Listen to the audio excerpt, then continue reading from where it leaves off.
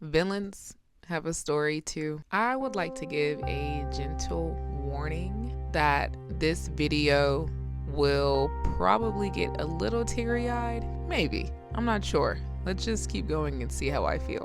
My thoughts on how relatable the plot is for one of my most favorite anime shows, My Hero Academia. For those who do not know, I am estranged from 95% of my family. I am certain that my character has been described as a villain. At my core, I believe I am exactly what my family has raised me to be. Unfortunately, the results and interpretation of that is left up to them. Why, unfortunately? Because who I am at my core is always changing to adapt the state of the world we all live in. And I am a whole parent.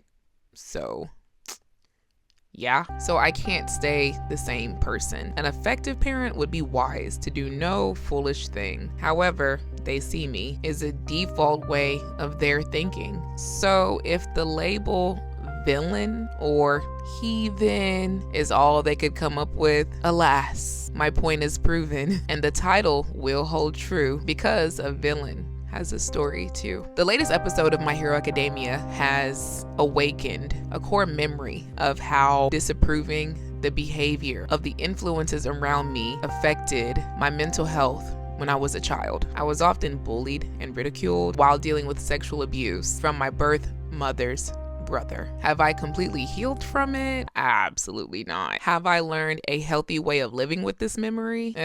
I guess. Regardless of which, I have always chosen to see the good in people while being touched by a man as a baby. Can you imagine being a little kid with no real survival or coping skills, but somehow managing to keep a smile on your face while someone who is old enough to know exactly what it is that they're doing is wrong, and they continue to do it in the absolute worst way? I was mishandled a lot as a child. My inner child was completely damaged. Toga, Toya, and Tenko can relate 100%. Now, for those who do not know about the show My Hero Academia, it is a very popular anime series. The manga itself speaks a lot of volume about how good the show is as well. It honestly breaks me down knowing that I can relate to the villains more and more as the last couple of seasons of My Hero Academia comes to its end. These kids were completely misunderstood and mishandled.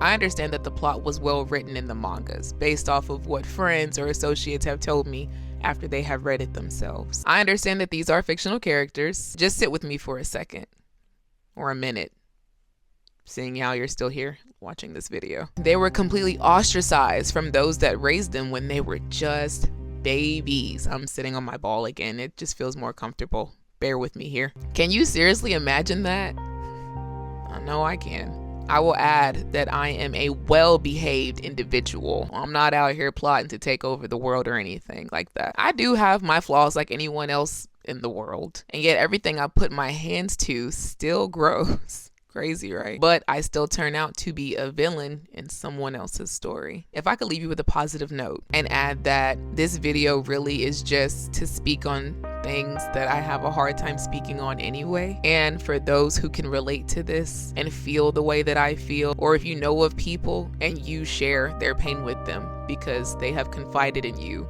and you gave them a space to feel safe, I would suggest, whether it's for you or someone that you know, that you should write your heart out every single day until your hand grows numb. I would say write until you have nothing left to put on paper, because the world we live in does not have heroes. You must be your own hero. No one will save you. No one will see your pain the way you feel it. No one will truly understand it. No one will know your story unless you write it, and then try your very best to be bold and share it with the world. Until the lion learns how to write, every story will glorify the hunter. So write, because villains have a story too.